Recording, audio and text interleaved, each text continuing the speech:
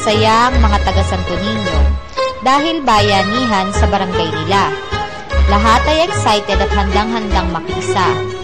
Lalo na ang kanilang kapitan na si Kapitan Gabriel Bautista at mga kasapi ng Barangay Council.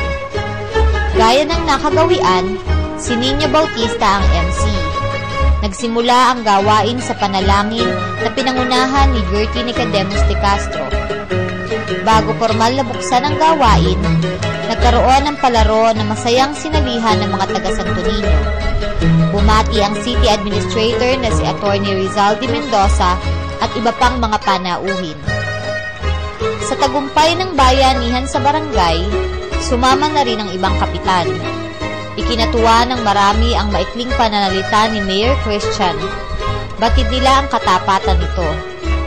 Po natin na sinasabi, dapat ang mayor po bumababa sa barangay.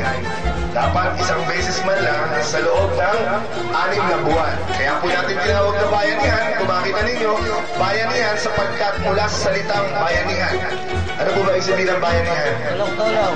Ayan, tulong-tulong po tayo. Sama-sama po tayo magtutulungan. Tutulungan namin po kayo at tulungan nyo rin po nyo kami na matulungan po namin kayo. Ganun lang yan, di ba? Tulungan lang po tayo. Bayanihan, bayani. Dahil dito sa lungsod ng Malolos, dito po nasilayan ng Republika ng Pilipinas ang napakaraming bayani na kinilala po natin sa kasaysayan ng Pilipinas.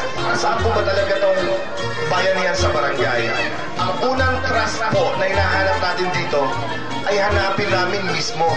Kaming mismo na sa pamahalaan, makababa po sa inyong barangay at malaman po namin personally ano ba ang mga problema sa barangay natin dito. Ngayon doon po sa aming lalo pa nga at kasama na nila ang mahal nilang mayor.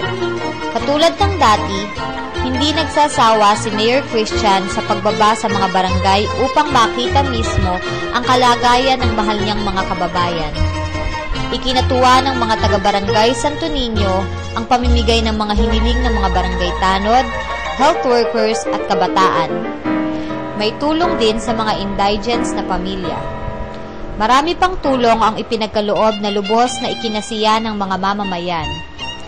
Gaya ng ibang bayanihan sa barangay, ang pinaka-nakaaantig sa kalooban ng mga tao ay ang pagdalaw nila Mayor Christian sa mga may sakit at senior citizens.